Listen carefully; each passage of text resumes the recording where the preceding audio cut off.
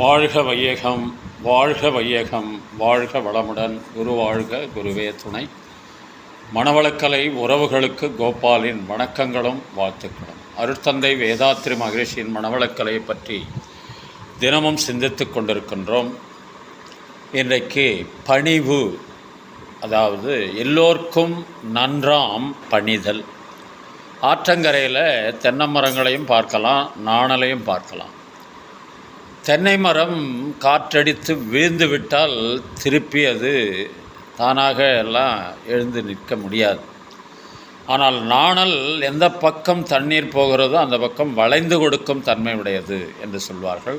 பணிவில் நாணலைப் போல் இருக்க வேண்டும் என்று அப்துல் கலாம் அவர்கள் ஒரு பள்ளியில் மாணவர்களிடமெல்லாம் கேள்வி கேட்க சொல்வார், ஆர்வத்தை தூண்டுவதற்கு. அதில் ஒரு சின்ன மாணவன், அதாவது 2ஆம் வகுப்பு படிக்கிற மாணவன், அப்துல் கலாமிடம், ஐயா நான் ஒரு கேள்வி கேட்கலாமான்னு கேட்குறான். தாராளமாக கேளு தம்பின்னாரு. நீங்கள் சலூனுக்கே போக மாட்டீங்களான்னு கேட்குறான். அதற்கு அவர் சிரித்து கொண்டே சொன்ன பதில், தம்பி, உன்னுடைய தலைமுடி இளம் பயிரை போன்று குத்திட்டு நிற்கிறது. என்னுடைய தலைமுடி வயதானதனால் பணிந்து அறுவடைக்கு தயாராகும் நெல்மணி போல வளைந்திருக்கிறதப்பா என்று அவனுக்கு வேடிக்கையாக சொன்னது. அதாவது வயது முதிர முதிர விவேகம் வர வேண்டும், அந்த பணிவு வர வேண்டும் என்பதற்காக சொல்வது. அதுவும் ஆன்மீகத்தில் இருப்பவர்களுக்கு மிக மிக முக்கியமானது இந்த பணிவு என்ற அடிப்படையில் கவியரசர் கண்ணதாசன் ஒரு கவியை எழுதியிருப்பார்கள்.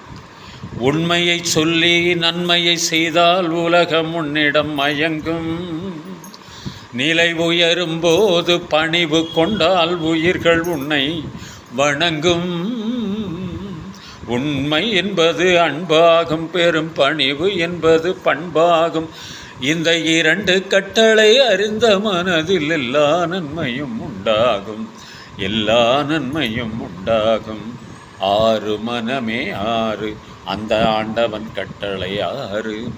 தேர்ந்து மனிதன் வாழும் வகைக்கு தெய்வத்தின் கட்டளை 6, தெய்வத்தின் கட்டளை 6 என்று பணிவை பற்றி குறிப்பிட்டிருப்பார்கள்.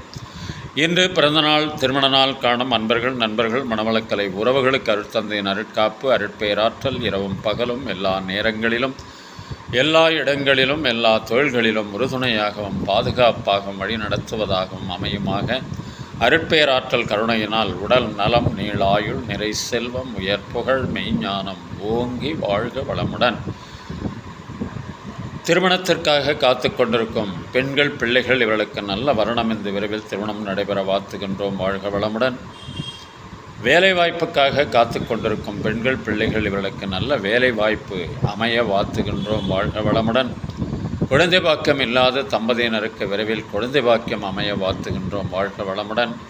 உடல்நலம் குன்றியிருப்பவர்கள், மனநலம் பாதிக்கப்பட்டிருப்பவர்கள், தொற்றினால் பாதிக்கப்பட்டிருப்பவர்கள் அனைவரும் விரைவில் பூரண உடல்நலம் பெற வாழ்த்துகின்றோம், வாழ்க வளமுடன். உலக மக்கள் அனைவரும் மணவளக்கலையில் இணைந்து உடல் நலம், உயிர் வளம், மனவளம், நட்பு நலம், ஆன்ம தூய்மை, இறைவுணர்வு பெற குருவருளும் திருவருளும் துணை நிற்க வேண்டி வாழ்த்தி மகிழ்கின்றோம், வாழ்க வளமுடன், வாழ்க வளமுடன், வாழ்க வளமுடன்.